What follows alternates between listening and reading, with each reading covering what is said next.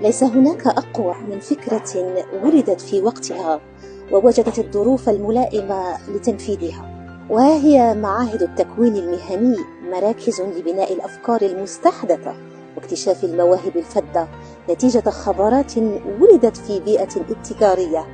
ففي داخل كل متربص طاقة كبرى للإبداع.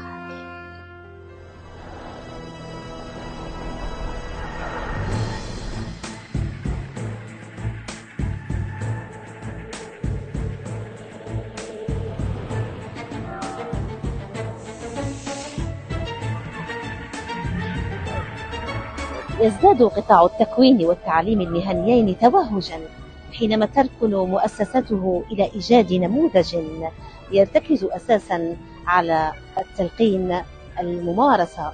ها هي عينات من أبنائنا تبدع وتتألف.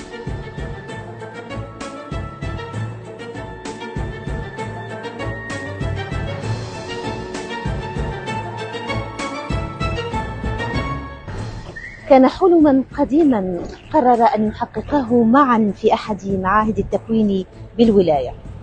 سر في طريقك وابتكر، هكذا قال محمد وكوثر. عوفن كوثر، متخرجة من معهد الحمري في تخصص صيانة الأنظمة المعلوماتية. محمد صفاح، متخرج من معهد الحمري صيانة الأنظمة المعلوماتية. فكرة المشروع تاعنا هي عبارة عن نظام حماية أي قفل ولا حماية أي ممتلكات باستعمال البصمة تاع الهاتف تاعك. يعني راح تكون الهاتف تاعك هذيك البصمة تاعك راح تكون هي مفتاح هذاك البابورت ولا الكوف ولا أي حاجة راح تحموها منه. المشروع تاعنا كان عبارة عن هدف، والحمد لله ربي وفقنا، وبمساعدة الأساتذة ومجهوداتنا حنايا وتعبنا حققناه. نتمنى إن شاء الله المشروع تاعنا ينال التوفيق إن شاء الله. توفيق لجميع المشاركين.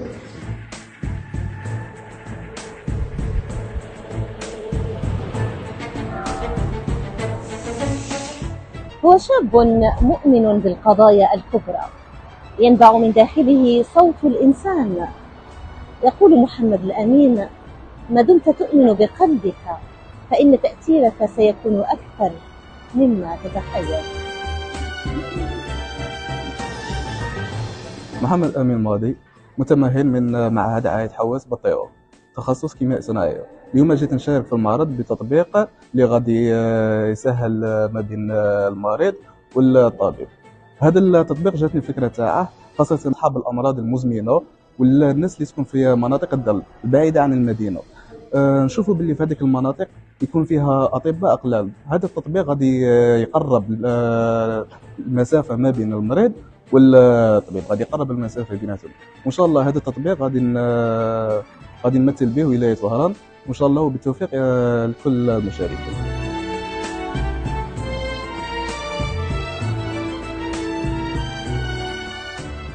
حين تستشعر الطاقة التي بداخلك كل يوم لك مليء بالأفكار الجديدة. مشروعان جديدان ووجه واحد، ففي كل تجربة لابد أن نتعلم شيئا جديدا. السلام عليكم ورحمة الله تعالى وبركاته. معكم السيد غربي هواري، خريج المعهد الوطني بولاية وهران، المتخصص في معالجة المياه وحامل لمشروعين. سأقدم لكم المشروع الأول اللي هي منصة رقمية تعليمية. لدينا هنا un site plus une application mobile. هذه الابليكاسيون ستكون من الطور جميع الأطوار، ابتداء من الطور الابتدائي حتى الطور الجامعي. وكما ترون الآن هذا اختبار لعمل المنصة. كما يوجد النسخة هنا على مستوى جهاز الحاسوب. نتمنى أن يلقى مشروعي رواجا أو استقبالا وتكفل بإنجاحه إن شاء الله. مشروع إنشاء مخبر مراقبة نوعية وقمع العيش. وكما ترون معي هنا هذه نبذة خفيفة عن دراسة المشروع. اسم المشروع سيكون أغرو برو لاب، المتكون من 3 فصول: أغرو سيبور أغرو أليمونتير، برو سيبور بروفيسيونيل، لاب سيبور لابوراتوار. دونك سيكون لنا دور هذا المخبر في c'est d'assurer la conformité des produits afin d'être destinés aux consommateurs, où il va donner un offre d'un service d'échantillonnage plus un offre d'un rapport bien détaillé. Donc هنا نهضروا في الكوتي تاع لو سويفي تاع البرودوي فيني من الوزين حتى كيفاش يوصل عند المستهلك بصفه رسميه ومقبوله بالنسبه للمستوى الوطني والعالمي باذن الله. كما ترون ستكون شركه ناشئه واعده باذن الله.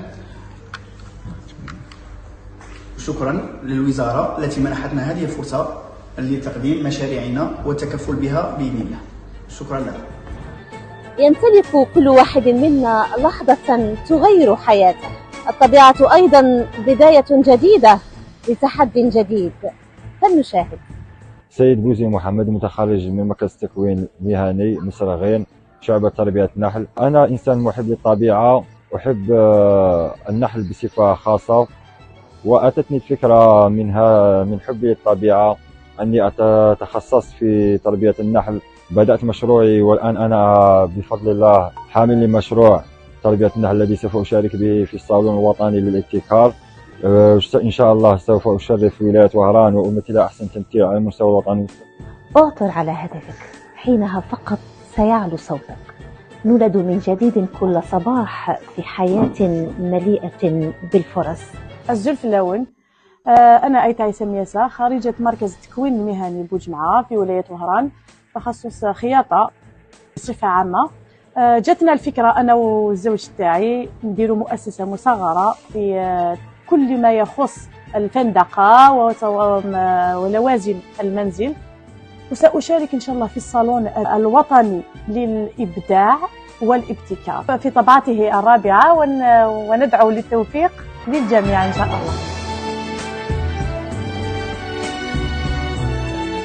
الأفعال دائما أبلغ من الأقوال، والشغف يجعلك تستمتع بالسباق. أمر رائع أن تحلم بتحقيق أشياء كبيرة، والأهم أن يكون حضورك وانصرافك مميزين. فلنشاهد. السلام عليكم. المتربص عبسي محمد، تخصص صيانة الأنظمة المعلوماتية والحماية. أريد المشاركة في صالون وطني للإبداع والابتكار للطبعة الرابعة. هذا المشروع يقوم بتسجيل الدخول والخروج وبالوقت والساعة واليوم، ويقوم هذا المشروع بالإنكارت RFID. الوجع، التقرحات، الندوب، لحظات اخترقت حياتنا بلا شك. يقول يوسف: افعل شيئا لشخص يتألم حتى تجعل يومه أكثر إشراقا. أنا يوسف شاهر، متمهن في الإنتاج الصيدلاني بالمعهد دوار بالقعيد. تشرفنا وتقدمنا بصالون للابتكار طبعة الرابعة 2024 بمنتوجنا الخاص المرهم الطبي المعقم والمرطب للثة ومرطب للجروح، معقم للاقتراحات الفم. أتتنا الفكرة عندما رأينا النقص في المجتمع من ظاهرة المعقمات منذ أن ظهور جائحة كورونا كوفيد 19. نشكر جميع السلطات المعنية من الوزارة إلى المعهد الذي أتدرس به والأيدي المتمكنة والمساعدة لنا في هذه المشاريع والمشروع هذا الذي سنتقدم به، ونتمنى التوفيق لجميع المتمهنين والمتشاركين معنا.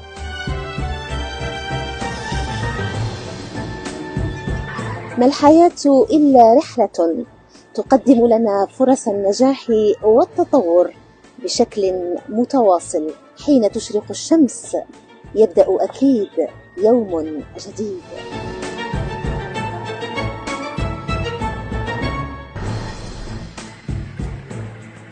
السلام عليكم، مرحبا بكم. معكم متخرج صماش أيمن، مركز تكوين مهني دكور 3 بمهنة تركيب ألواح شمسية والحرارية. قدمت مشروع مصغر عن المهنة.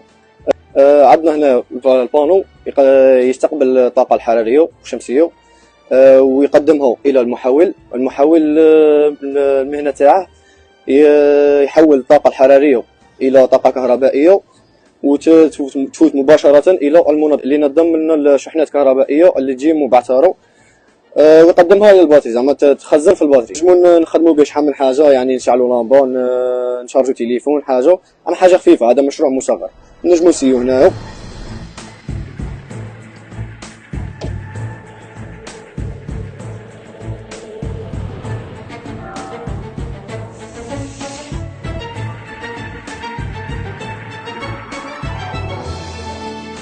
حين تتبع ما تحب وتسعى للحصول عليه فلن يكون هناك أي حلم صعب التحقيق.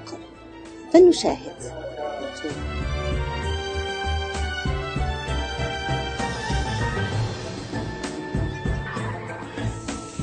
السلام عليكم. كيرش محمد، متخرج من المعهد الوطني تخصص في التكوين المهني سينيا، تخصص الكتروتكنيك. غادي نشاركوا ان شاء الله بهذا المشروع انا وزوج من صحابي، المتمثل في الاوتوماتيك ترانسفير سويتش. هو الاولى كان ترانسفير سويتش، حنا زدنا له السيستم اوتوماتيك. ان شاء الله نشاركوا في الصالون الولائي للابداع والابتكار الطبعه الرابعه باذن الله. غادي نوريكم لا كومون جاتني الفكره متمثله في لي بروبليم اللي شفناهم. باغ اكزومبل في لي زوبيتو il y a des coupures électriques تعطينا نتائج سلبيه، لخاطرش عندنا غرف استعجالات، عندنا مرضى، عندنا ماتيريال ما لقش تتوقف. ودرنا هاد اوتوماتيك باش تسهلنا العمليه، باش ما نديبلاصوش مركز الطاقه ونربحوا الوقت. Perspective de projet pour développer le système au meilleur ان شاء الله. نستعملوا فيه une commande Arduino relayée par un système Android pour la télécommande à distance. ونجمو نتحكموا فيه قادر من البيرو تاعك، من اي بلاصه راك باغيها، تتحكم بالسيستم وتشوف لي بروبليم اللي راهم فيه، وتشوف اناليزي لو بروبليم، تلونسي، تبدل لو شيما، تبدل بزاف صوالح بوغ مينيميزي لانترفونسيون مانيير. نشكر الوزاره ومديريه التكوين اللي عطاونا لاكسي باش نقدموا هذا البروجي ان شاء الله تاعنا. ونتامل ان شاء الله يكون محل نظر من طرف الوزاره، ونسيو نطوروه ان شاء الله ونخدموا به في بلادنا باذن الله ان شاء الله. بالتوفيق للجميع.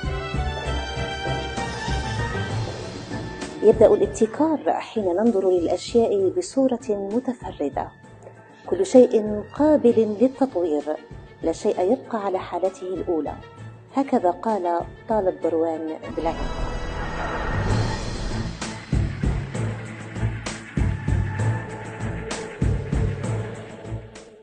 طالب بروان بالعيد، متربص، متخرج من المعهد الوطني المتخصص في التكوين المهني سعد محمد السينيا وهران، اختصاص كهروتقني. أريد المشاركة في الصالون الولائي للإبداع والابتكار. أنا بمشروعي المتمثل في رياليزاسيون دون ارمور دو نيكليراج بيبليك. أنا المتكون من أمرين اللي هما أن البيبليك يصير الوسط العمومي اللي أنا عايشين فيه، وثاني الارمور ديليكتريك ما بين سيركوي دو بويسونس وسيركوي دو كوموند. يعني كما عندنا ثاني نقدروا نخدموا بدو ميثود، عندنا ثاني المانيوال وعندنا في الاوتوماتيك. مانيوال نبغوا نشعلوها لي بوطو بونسوار كيما هكا نون بالمارش، عندنا بالاري. ثاني نبغوا ندخلوا في الاوتوماتيك كيما هكا، صدر هذه اوتوماتيك بنخدموا بالفوتوسيلول. فوتوسيلول كيما هكا، صدر انا كون ندير روك هكا يديك شغل بلي هكا سي بون رانا الليل هكا، دوك انديكي لنا 40 سكوند وتعاود تشعلنا باللي صدر سي بون رانا في الظلمه كيما هكا. هذا كيما هكا كارو. الفكره جاتنا صدر عن كي كنا تربص في شركه تاع سوناغاز، عندنا ثاني اقترح علينا ثاني تم انجينيور، وبغينا حنا نطوروها، بغينا ثاني صدر نورو لهم كيفاش نقدروا نخدموا بالاوتوماتيك بالفوتوسيلول كيما هكا. نشكر الوزاره والمديريه والمعهد اللي عطاتنا الفرصه باش نقدموا الابتكار تاعنا، ونتمنى التوفيق للجميع. إنها رهانات تتفاعل مع التحولات السوسيو-اقتصادية للمتكون الجزائري، ذلك أن جهاز التكوين المهني يتقاطع مع مجالين بارزين: القطاع التربوي والقطاع الاقتصادي. هدفه الأساسي إفراز مناهج أكثر فاعلية من أجل الخروج من دائرة التلقين إلى دائرة التمكين.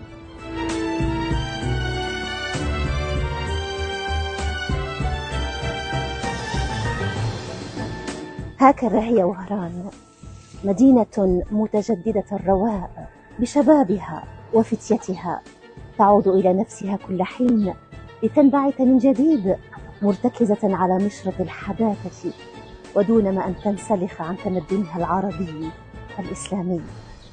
دمتم طيبين، والسلام على خير الأنام محمدا.